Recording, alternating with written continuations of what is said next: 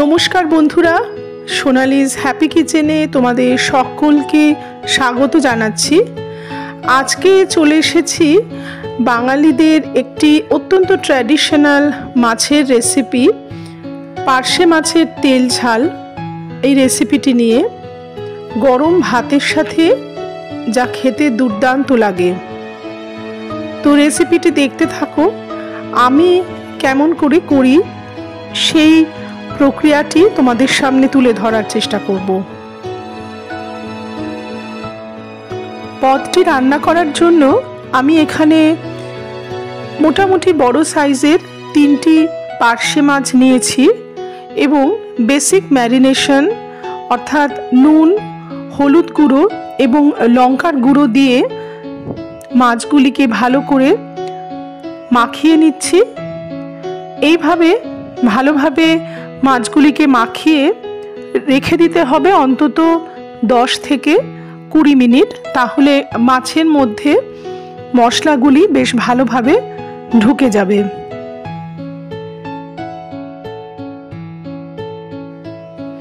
ইতিমধ্যে আমরা একটা মিক্সিং জারের মধ্যে একটা বড় সাইজের টমেটো, 1 ইঞ্চি পরিমাণ আদা এবং 2টো কাঁচা লঙ্কা দিয়ে একটা সুন্দর মিহি করে পেস্ট বানিয়ে রেখে দেব।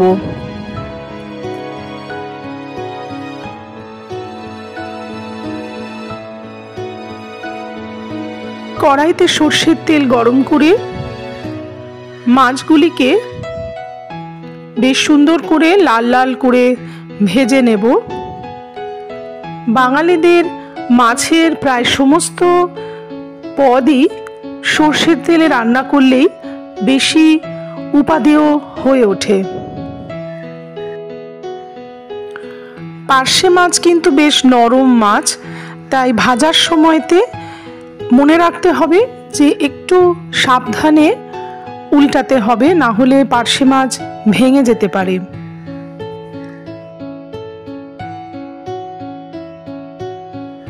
একটা পিঠ ভাজা হয়ে গেলে খুব সাবধানে মাছগুলিকে উল্টে দিতে হবে, পরের পিঠটাও ভালো করে যাতে ভাজা হয়ে যায়। দেখো, মাছগুলি বেশ লাল লাল করে ভাজা হয়ে গেছে। এবার সেই তেলেই আমি সরু লম্বা করে কাটা কিছুটা পরিমাণ আলু ভেজে নিচ্ছি। এইটা পুরোপুরি অপশনাল, যারা আলু খেতে পছন্দ না করো না তারা এটা স্কিপও করতে পারো।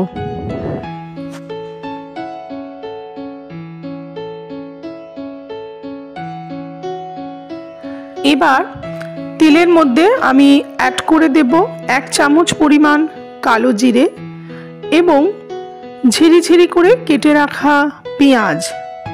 পেঁয়াজটাকে বেশ ভালো করে লাল লাল করে ভেজে নিতে হবে।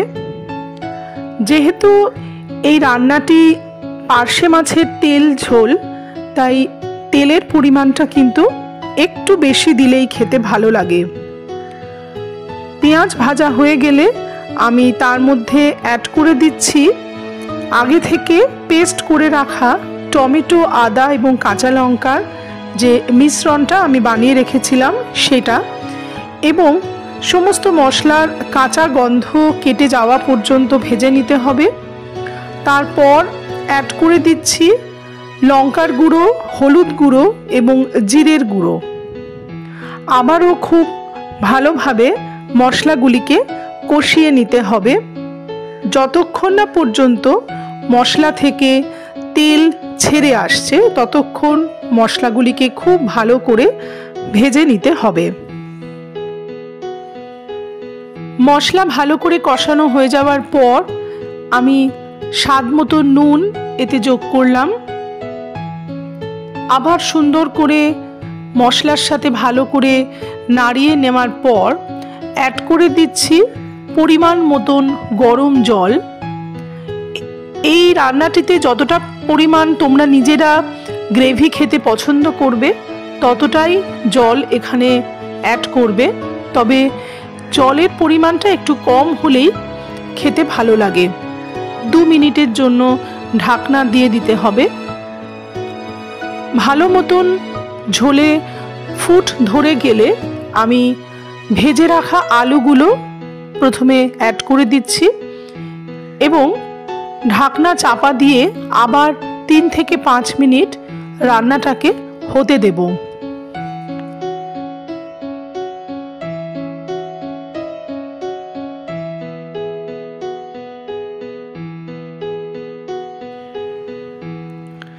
এই পর্যায়ে রান্নায় আলু প্রায় সেদ্ধ হয়ে এসেছে।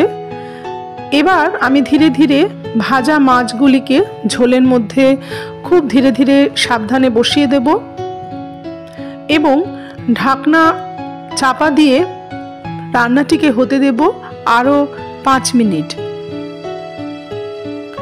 ওপর থেকে ছড়িয়ে দেব কয়েকটি চেরা কাঁচা লঙ্কা।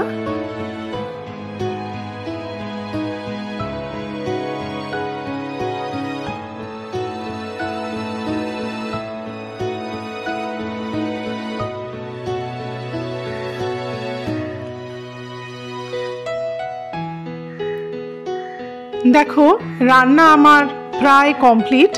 ওপর থেকে ফ্রেশ কিছু ধনেপাতা কুচি ছড়িয়ে দিলেই পার্শে মাছের তেল ঝোল গরম ভাতের সাথে পরিবেশনের জন্য একদম রেডি হয়ে যাবে। তো কেমন লাগলো আজকের রেসিপিটি অবশ্যই আমাকে কমেন্ট সেকশনে জানাতে ভুলো না এবং আরও কি নতুন নতুন রান্না তোমরা দেখতে চাও সেটাও আমাকে কমেন্ট সেকশনে অবশ্যই জানিও। আজকে আসছি, দেখা হবে আরেকটি এপিসোডে একটা নতুন কোনো রান্নার সাথে।